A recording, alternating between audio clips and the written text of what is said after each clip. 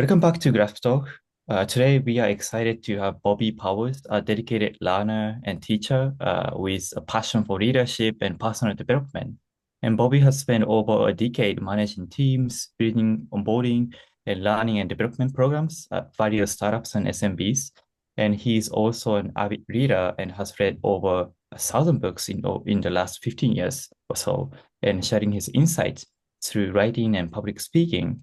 And as a top writer on Medium, and Bobby's articles on leadership, self-improvement, and book recommendations have reached thousands of people. And today, we will dive into the wealth of knowledge and experiences. So, Bobby, thank you for joining today. Yeah, thank you so much for having me. I'm honored to be here. Thank you. So, first of all, you've been a writer for over 14 years, 15 years, right? And we'd like to know, like, what made you become a writer? Why did you start writing? And Yeah, you bet. So back when I was in grad school studying for my MBA, I went to Willamette University in Salem, Oregon, and I was reading all of these different books for fun, and all my friends knew that I was an avid reader, and so people would ask me for recommendations. And I kept giving what felt like the same recommendations over and over and over of here are my favorite finance books, here are my favorite marketing books, here are my favorite books about leadership and leading meetings and all sorts of things. And I realized at the time that rather than just reciting the same list over and over, I should just publish a list online and I should create my own book blog. And so I started running a website back then. And at the time, it was just book reviews. It was just basically business and leadership books. And I would write highlights of what I took away from that book and a little short summary or review of the book. And then eventually that morphed into I wanted to write my own stuff. And so back I think it was about 7 years ago now, I was on a camping trip with some of my best friends. And my good friend Alex and I were talking about what we want to do in our careers. And I had opened up to Alex and I said, yeah, Alex, I really want to be a leadership author and speaker. That's what I want to do. And he asked, oh, well, what have you been writing lately? And I said, other than these book reviews, I haven't actually written any of my own words yet. And Alex, in his own very kind, gracious way, he pushed back on me and he said, well, Bobby, I don't know much about writing, but what I do know is that writers write. And I think you should probably start writing. And so that was the kick in the pants that I needed to actually start writing my own content. Shortly after that, started writing articles, and now I've published hundreds of articles online and really gotten a lot out of the process for me and hopefully for others as well. yeah, yeah, impressive. And did you start writing on, you are a top writer on Medium, right? Did you start writing on Medium, or were you writing on your blog or website, Yeah, and yeah. yeah, good question. So I actually started doing it on both. So because I already had this blog, I would publish my content on the blog, but then Medium allows you to cross-post the same kind of content on Medium as well. And so Medium is really where I focused my efforts for quite a while because it's a great place to quickly build an audience and connect with other writers, connect with other readers. And so Medium was definitely a heavy part of my writing. And for anyone who's listening to this that is interested in getting into writing, Medium makes it quite easy because then you have a platform that has built-in user interface tools that make it quick and easy to write and publish. Mhm. I see. But at that time, so did you try any other platform other than Medium? So, Yeah, I've looked into others and I've published occasional articles with different publications or news, like magazines and that kind of thing. But I know a lot of people use Substack today. yeah. I've checked out Substack a little bit. It didn't seem like it was quite the right fit for me, but there are many different platforms out there, obviously, that are catered to helping young writers get started. So Medium has definitely been the primary one for me, along with occasional other sites that will reach out and ask me to post for them, or I'll start up a relationship with them. I see. And I see. what's the differentiator of Medium? What is unique using Medium for you? And, Yeah, good question. So for me, it's really the UI UX, the user interface and experience. That platform as a reader is very smooth. It's very seamless. And so the way that they do, highlighting and commenting, actually, like a lot of the different things that Glasp is quite good at. Medium Mm, started doing, mm, in a number of years ago mm. and really rose up to prominence quite quickly because they made it very smooth and easy to save notes and to interact with other writers. So that was the main thing that attracted me is I felt like it was equally good for writers as it was for readers. And the fact that it was powerful at both of those things and it had this community of all these people that wanted to learn and grow, what made it really attractive as someone getting started. Mhm. I I see. see. So you mentioned that's the interactive, so part of Medium, but so what kind of interaction are you using? So are you doing on Medium, like the commenting or following, highlighting? So like what kind? Yeah, Yeah. Yeah, primarily the commenting. So the commenting is great. And so if you publish an article on Medium, someone can comment and say, this really spoke to me. I've already used these tips in my work, and thank you so much for writing this. And that creates this community feel is that I'll get those kinds of comments on what I write, and I will give those kinds of comments on things that I read on there. And that starts up a two-way conversation then between writer and reader, which I think is very helpful and very productive. The other thing Medium does that's really fascinating for writers and for anyone that wants to get started on a platform like that is that as the writer, you can see every section that a reader highlighted. Yep. So I have some articles that I've written that I can see this one sentence was highlighted 50 times. 50 people thought this sentence jumps out. And so then as a writer, you then use that as an iterative process. And then you sometimes write another article just about that concept Yep. and you go even more micro and you say, I'm going to focus on this because that really jumped out to people. So you use it basically as a testing ground. It becomes very iterative of you can see this jumped out. I'm going to write an article about that. And then in that second article, this jumped out. I'm going to write an article that goes a little bit deeper into this. So that's been very helpful for me as well. Yeah. And also as a reader, I often see, oh, this is a top highlights Yeah, in someone's post. And yeah, that's sometimes helps me. Oh, yeah, this is the most, Mhm. people attracted polarizing to some people. And yeah. And exactly. Yeah. and also you are a top writer, right, on Medium, and you have more than 10 or 11,000 of followers on Medium. And how did you become a top writer? And when some articles went viral, or some topics went viral, or or just increase your followers increase over time gradually, or could you share what happened and how did you become a top writer? Yeah, it was a combination of all those things. Really, one of the biggest parts is just keep writing. So I just kept publishing more stories.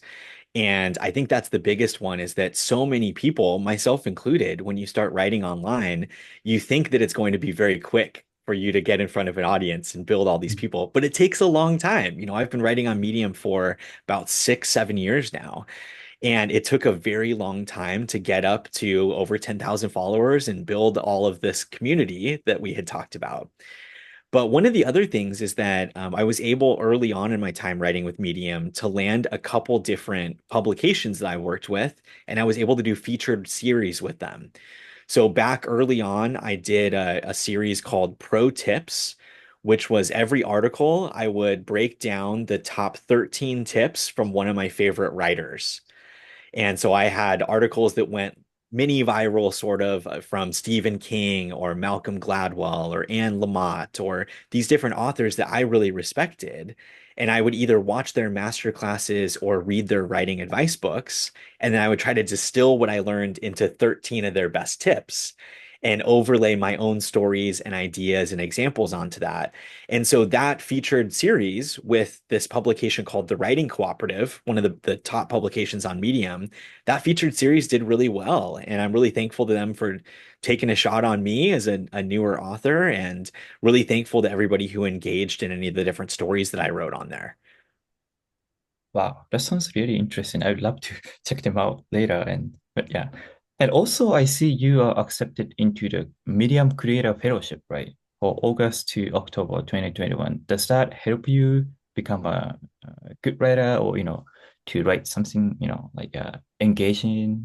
So, Yeah, so Medium is one of the platforms online that they're constantly trying new things. So they're always trying new programs to try to benefit writers, to try to start up new publications, and constantly make their product better. So that fellowship program was one of the things that they did for a few months back a number of years ago, like you said, that they would try to incentivize writers to write more content and to be even more engaged on the platform. So they had you apply to do that, and then anyone that was in that program would get additional tips or emails and support from Medium.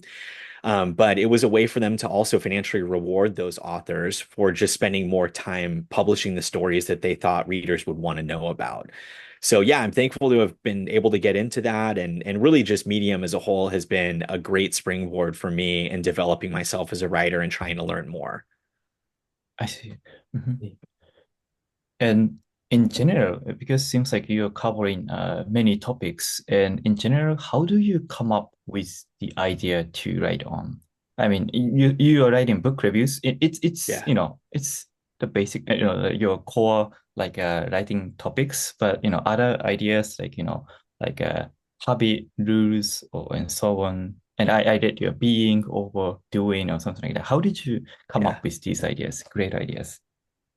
Yeah, a lot of it is just I read a ton of books. So you can see I'm surrounded by books here in my little office, and I read a lot. I read over 70 books per year just because I love learning new things. And I think it's so interesting to learn from the best ideas of all these different fantastic, brilliant people. And so usually what the process is I'll be reading a book and it just sparks a random insight in me and I think, "Oh, I wonder how I could apply that in my own life." And then I sort of tweak it a little bit, and then I tweak it a little bit more, and then it kind of becomes a pithy phrase that I live by. So, like the one that you mentioned before of being overdoing, I had read David Brooks's fantastic book, The Second Mountain.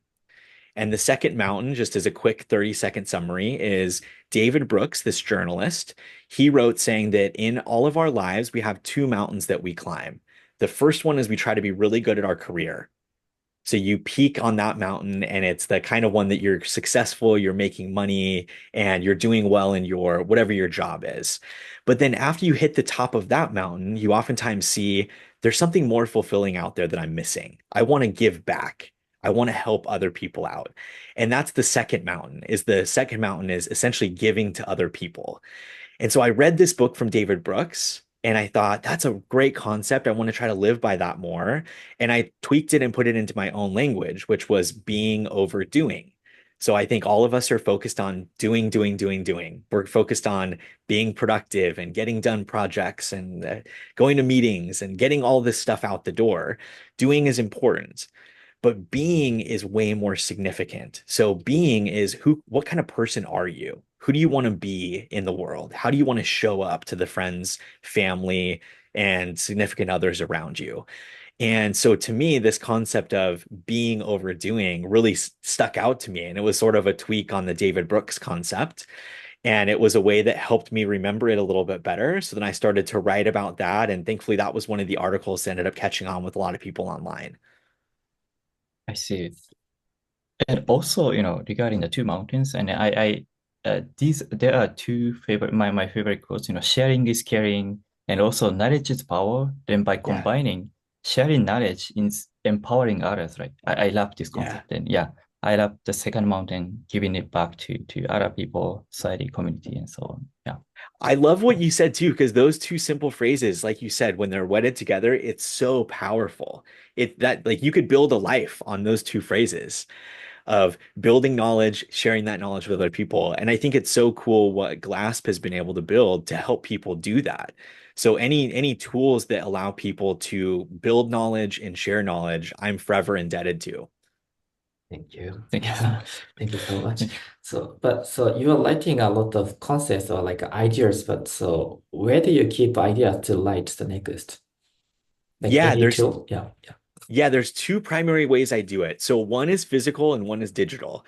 Mhm. And for me personally, they're both very important. So for physical, in every single book that I read, I underline and I put notes in the margins and I actually use the back cover of every book as a storehouse of all of my favorite tips and ideas from that book.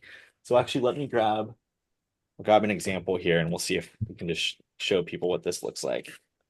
So in the back cover of this book, The Wow. Coaching Habit, Wow. I have like a Yeah. one-page back Mhm. cover summary of all my favorite tips. And so if I haven't read this book for, it's been 6 years. I read it November 2018. Oh, So this book, if I want to go and refresh my memory on it, because I just led a class on asking questions, which is what this book is about. So if I want to refresh my memory, I come here, open up the back cover, and I have the page number of every one of these tips, and I have a one sentence or a few words summary of what was in that book. And then a few other different key things or like things that that author had recommended that I wanted to try in my life. So that's one way, is physical is very, very helpful for me. So I personally read physical books, I take physical notes. The second way I do it though is digital notes. So I use Obsidian, love Obsidian. I have an article on bobbypowers.net, my website, about how to use Obsidian as a complete beginner, how to use that as your second brain tool. But for anyone who's unfamiliar, Obsidian is a personal knowledge management tool. It's an app that allows you to save notes, and then you can tag those notes and connect all of them to each other. So it, very similar in some ways to Glasp and to Rome Research and to Notion and all these different knowledge management tools. So I've used Obsidian for quite a while to take my notes, like from a book like this, and then I will put those into digital format and I'll save the quotes, I'll save the stories, and I'll tag those. And then I can later use those as a writer. So if I'm writing an article about how to ask better questions, I can then go and pull up in Obsidian my tag questions and I can pull in all of the different resources that I've saved for that. And it makes writing way easier for me. So it speeds up the writing process probably 2 to 3 times. I see.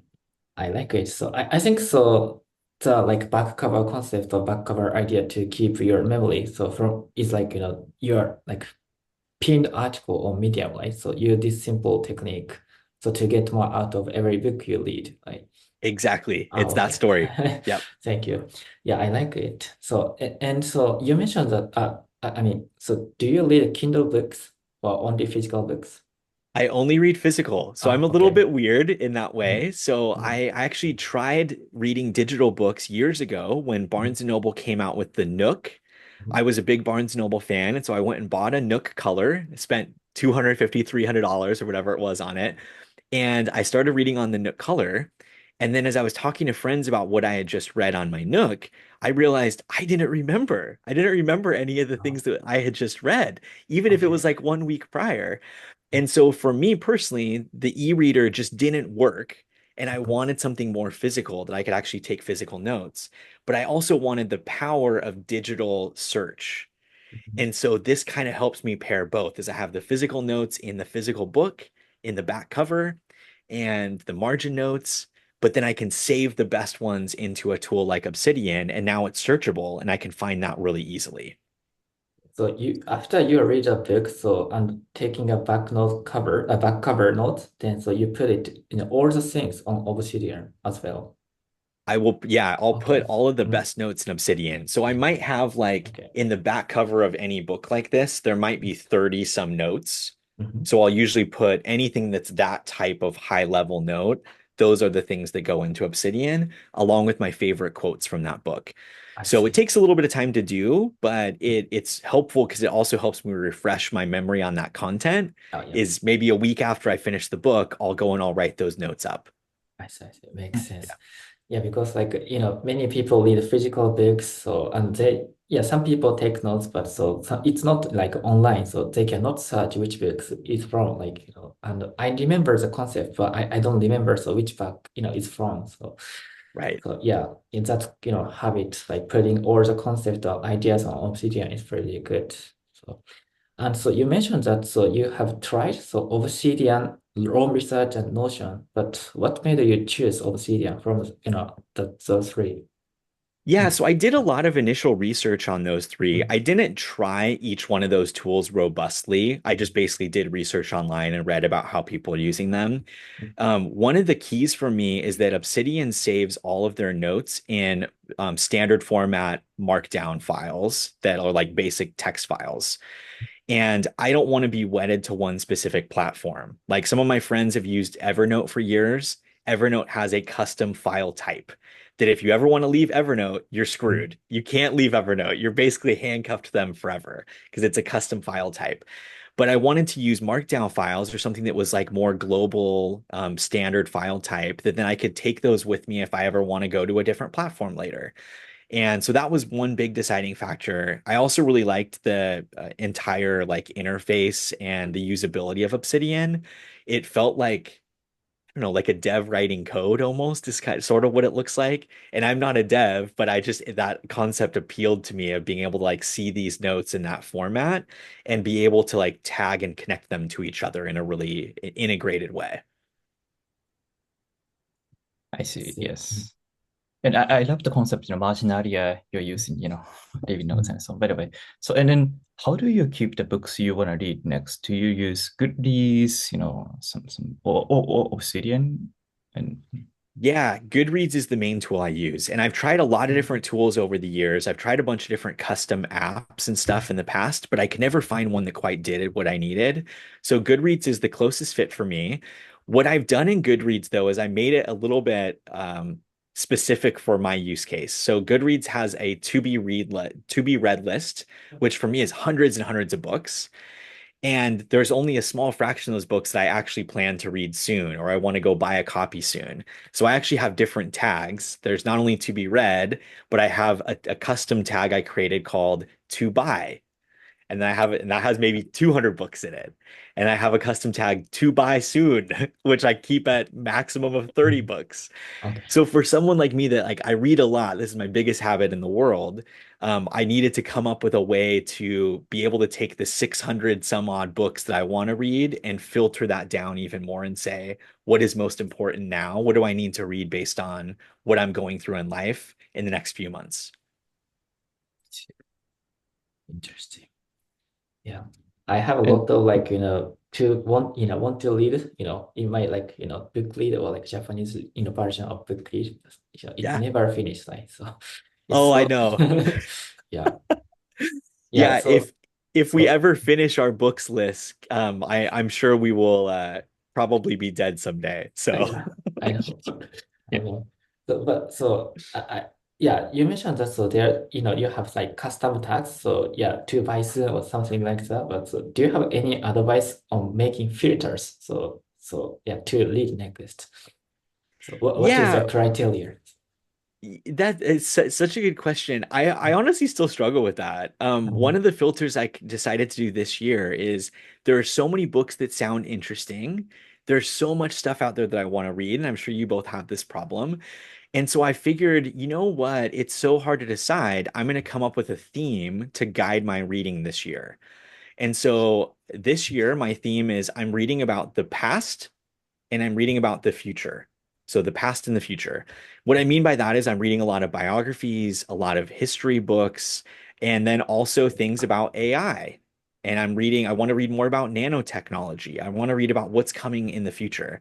So this theme has helped me really zero in a little bit more.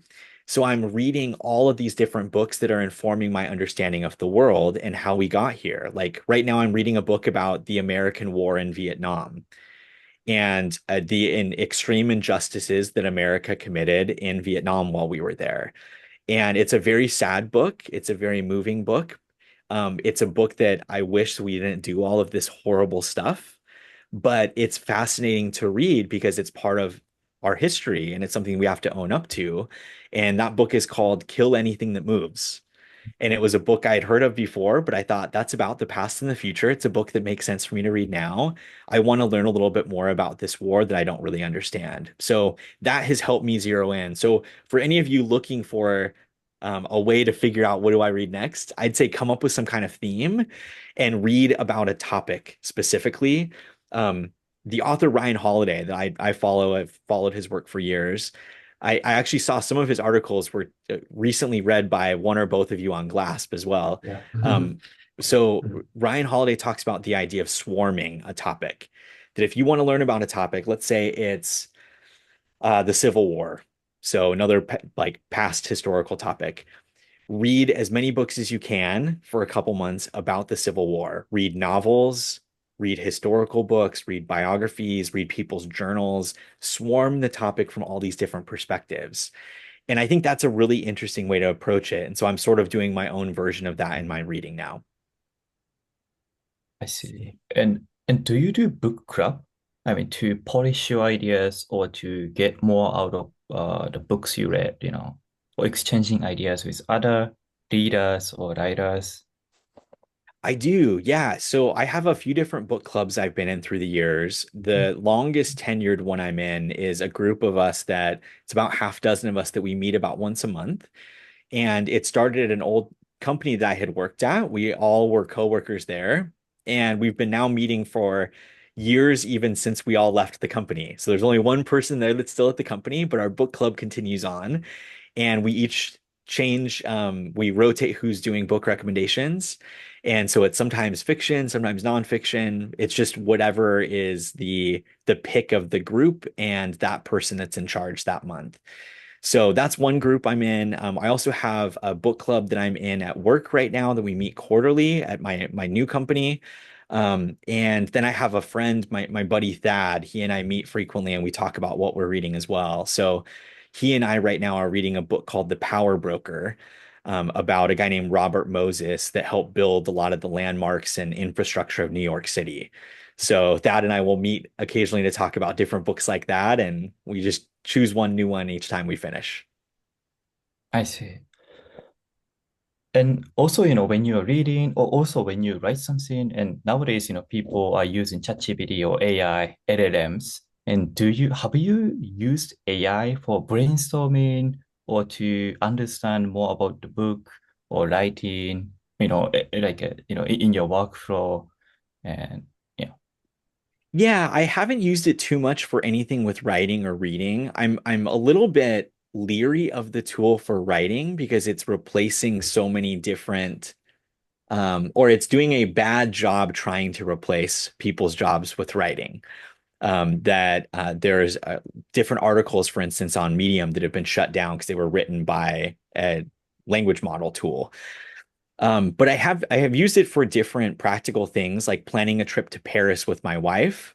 I use ChatGPT to help come up with a travel agenda and put in a spreadsheet like what are all the different restaurants we should check out? What are the open and end times for that restaurant? When do they close? How much does it cost to eat there? That sort of thing. So I've used it for that, but I haven't used it very much for reading. There are plenty of people out there that will use models like ChatGPT to summarize books. I have tried it a little bit for that, but I think the danger of it is that people that use it for summarization, they think that they're getting all the insights, but the insights aren't the summary. The insights are the stories. The insights are the deep examples. It's the human connection in a book. And so for me, AI, I think it's very, very helpful in some fields, but it's been misapplied in other fields, like trying to summarize things and thinking that you got the core of the idea enough when you probably the message didn't sink in the same way. yeah. And I found an interesting course that, people think in story. So, story, that is, the way people can remember things and so on, as you mentioned. And yeah, the summary or insight itself is helpful, but, can't remember, people forget after a week or so. And yeah, I even totally. get the Yeah. same question actually with books that I write the book summary on my own website online is I'll write a summary of here's, 5 minutes, 10 minutes of what the biggest takeaways are for me. And I'll occasionally get comments from people saying, "Oh, this is really helpful. Thanks for writing the summary. Do you think I still have to read this book?" It's like, well, yeah, I mean, it's a 250-page book that has so much depth and insight and wisdom. You should still read the book. I just gave you the very, very tippy top of the insights that came out to me. And it might be different insights for you, but also I think one of the interesting things for knowledge is that knowledge is not it's not passed through just pithy statements. It's passed through the emotion and the feeling and the story of if I read someone's summary that has a one sentence explanation of a topic, like the book Atomic Habits, great book, fantastic book. If I read someone's one sentence summary about what an atomic habit means, I'm not going to learn much from that. If I read James Clear's explanation for why atomic habits are important, why we have to do small chunks of a habit in order to actually adopt the habit, now it's sinking in deeper. Now it's like it strikes the emotion and the core more in me, and it makes me more likely to actually do that. So I think summaries can never fully substitute, and anytime we look to them to do more than they can, it's actually a big disservice to ourselves. Mhm. Yeah, totally. Yeah, agree with that point. Yes. And so, sorry, this is a little bit different topic, but seems like you have been in the position of director of learning and development at several companies, and I I'm curious about what that role is and what kind of job, what kind of responsibility do you have? I mean, is it related to leading, learning, or is it different learning and development? And sorry, I was wondering and curious about that part. Yeah, it's definitely related. So I would describe my job as if you think about it in three very broad buckets. My job doing learning and development is I'm helping train new hires, I'm helping develop managers and executives, and then I'm doing programs for all employees to feel connected to our company and feel like they're constantly learning and growing. So those three buckets at a high level, new hires, managers, and then everyone across the company, we basically run programs for all of them. Like we just finished up a new manager boot camp that my company, Jitasa, we have employees across 5 different countries. And we have brand new managers in all of these countries that are trying to figure out how to lead for the first time. So we did 3 days of Zoom calls and trainings with all of these managers together, trying to talk about different things that you need to learn as a new manager. So that's one example of the kind of program that I do. Also, every time we have new hires start, we run the new hires through specified training about our core values in our company, which are very important to us. We train new hires about their specific roles of what they need to know for, we do bookkeeping and accounting for nonprofits. So we train people about how to do that. And then we run programs like we do a talk series every month called Jitasa Journeys that we talk about each person's career story. What's the journey you've taken in your career? We interview different leaders about what that journey looks like and what they've learned in their career so far. And so that the audience is everybody. Whoever wants to join can join and learn about the career story of our COO or the director of client services or whoever else we're interviewing. I see.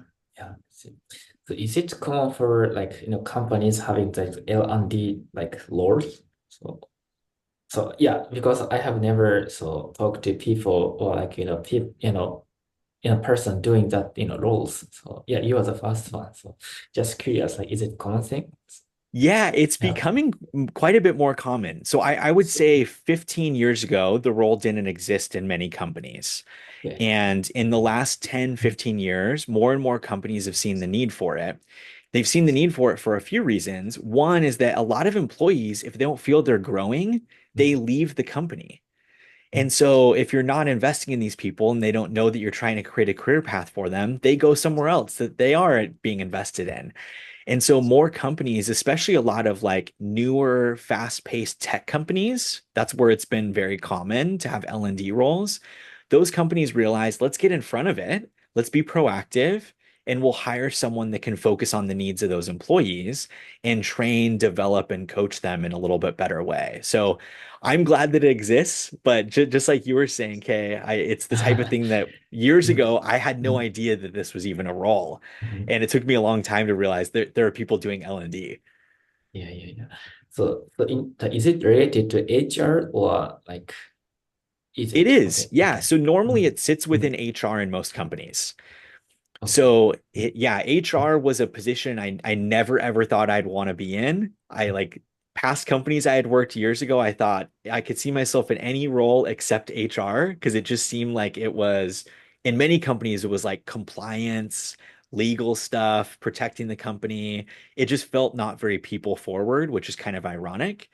But then I started to realize that HR and a lot of these like more people first tech companies was actually a great place to be, specifically if they had L&D type roles that I could step into and I could try to help people feel more engaged and connected with the company. Yeah, thank you for, teaching about it. And, you're teaching the leadership for management or management for managers, right? So in your perspective, so what kind of like, characteristic or like, what kind of skills so do leaders need to learn? To be a good leader. Yes, of course. Yeah.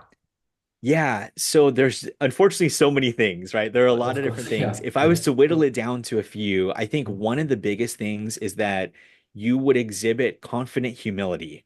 It's a phrase I think about a lot. It's another phrase that it came out of past books I read, as like this idea that you have to be both confident and make decisions, but you also have to recognize you might be wrong and you have to be humble and look for ways to grow and improve.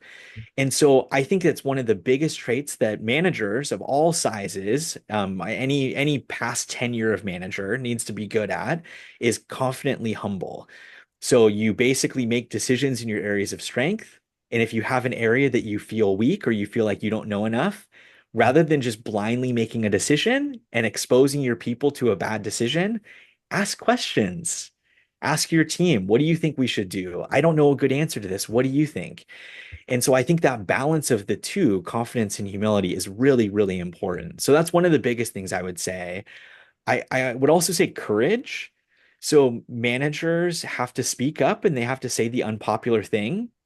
One past boss and mentor of mine, a guy named James, he used to say that you should say the one thing that everyone is afraid to say, because that's probably what needs to be said in this meeting. And I think that that's a manager's job. Anyone who's a true leader, they will share feedback, they'll share ideas, they will challenge authority when they need to. And I've had plenty of times I've had to do that in different positions when I've disagreed with someone who's an executive or higher up in the company. Yeah, I like it. At the same time, changing mindset is the hardest part, right? Changing kind of similar to changing identity for some people. And how would you encourage people to do so? I mean, how do you evaluate? How should they evaluate? Oh, I'm doing better or not. And do you have metrics to follow or yeah, yeah, how do you do that? Oh man, such big questions today. This is another great question. So it's really hard. Like you said, changing identity is a very, very difficult thing. I think it would be way easier if I was to say, as a new manager, you just have to go and take these classes and you'll be good.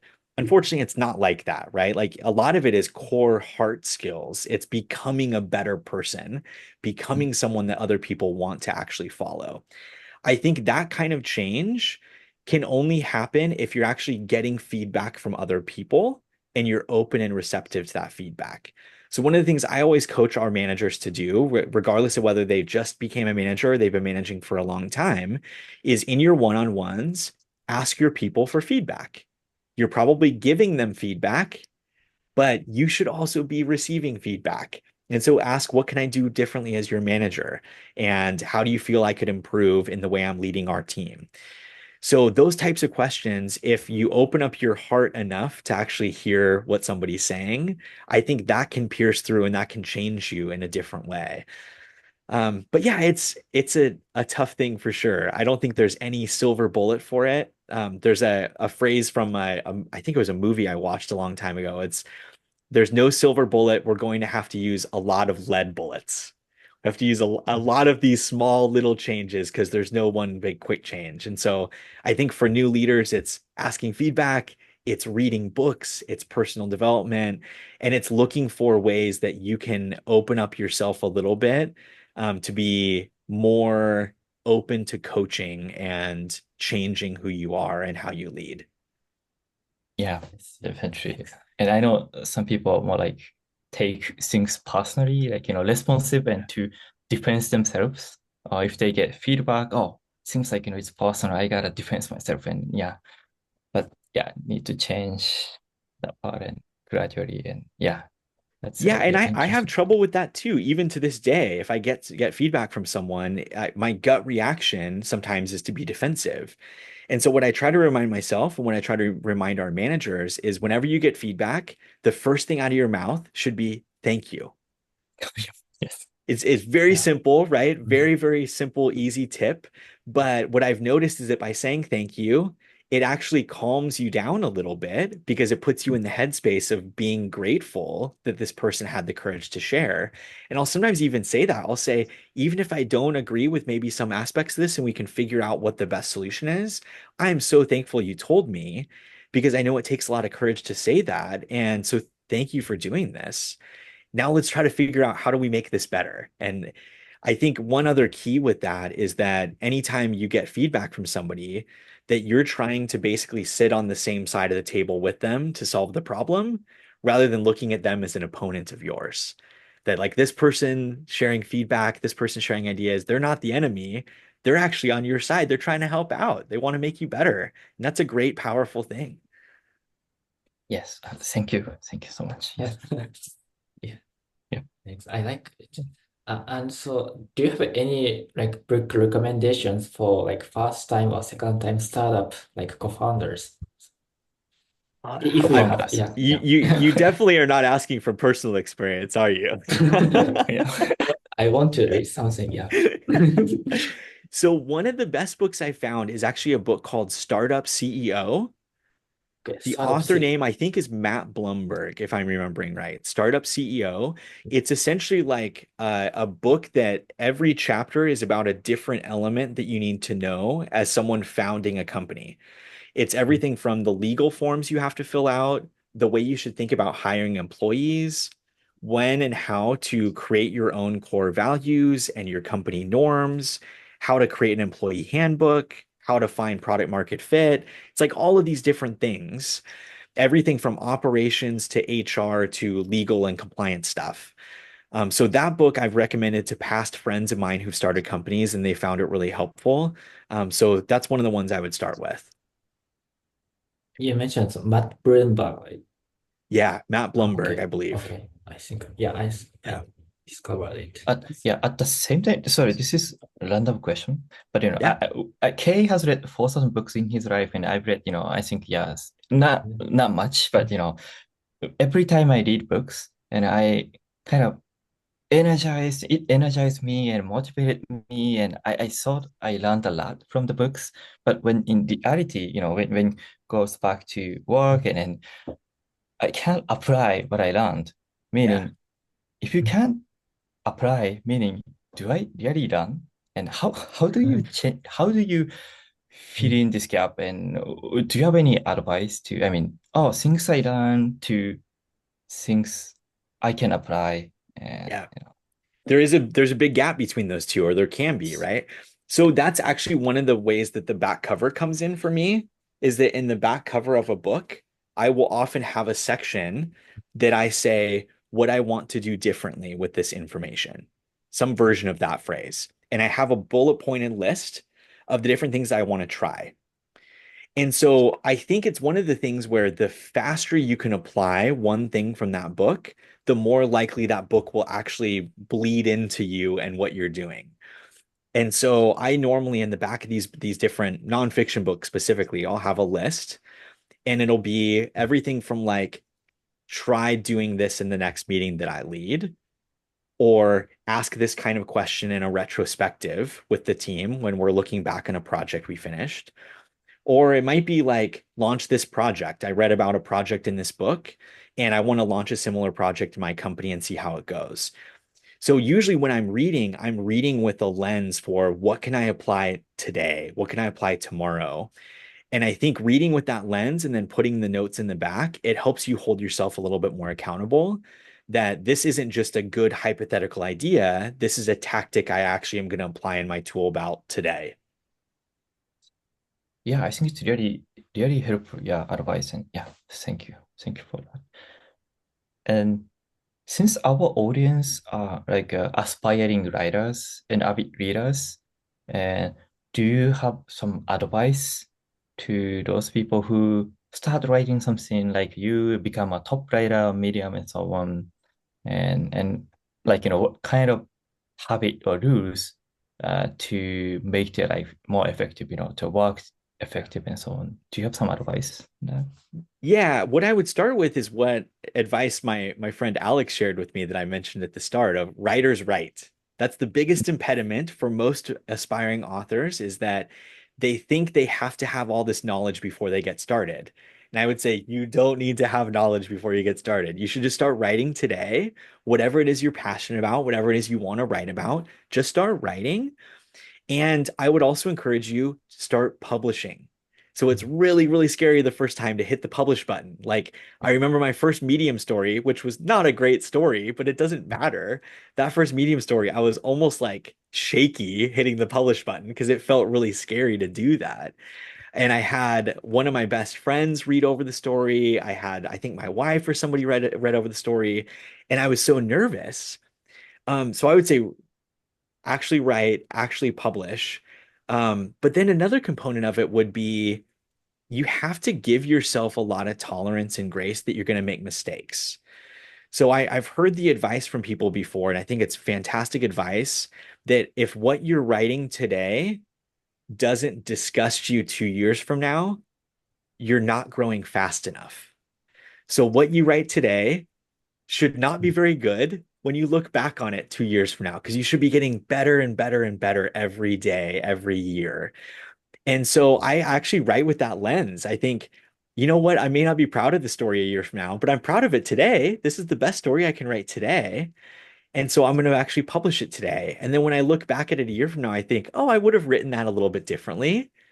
I'm a better writer now than I was then. And that's great. That is exactly what you should be feeling because you should see the growth and evolution.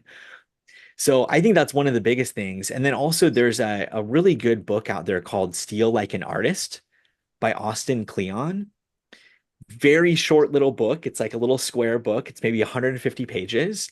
And the whole genesis of that book is the best writers, the best artists, the best poets, the best musicians, they're all taking ideas from other people and packaging them in their own way. Rather than that being bad, that's actually good. That's how art works. You need to credit your sources, you need to thank those people, but you should steal like an artist. The best artists steal. And so that's another thing I would say is that if you read something that really inspires you, write about that, share that, and then put it in your own words and try to come up with a little bit better, more meaningful way of saying that that will connect with the next reader. Yep. Yeah, I love the quotes from Steve Jobs. Creativity is just connecting things and connecting dots, and yeah, Yeah, kind of yeah. packaging. And also, someone's work is someone's footnotes, right? And we are putting footnotes to each other, and yeah, that's kind of yeah. I love the concept. Yeah. I love that quote you just said. I don't think I've heard that. Someone's work is someone else's footnote. That's fantastic. Mhm. Yeah, yeah, I love that too. Yeah, and yeah. So and this is kind of last question and a little bit heavy question, but since Grasp is a platform where people can share what they are reading, learning as the digital legacy, and I wanted you to ask, what kind of legacy impact do you want to leave behind or for the future generations? Yeah. Yeah.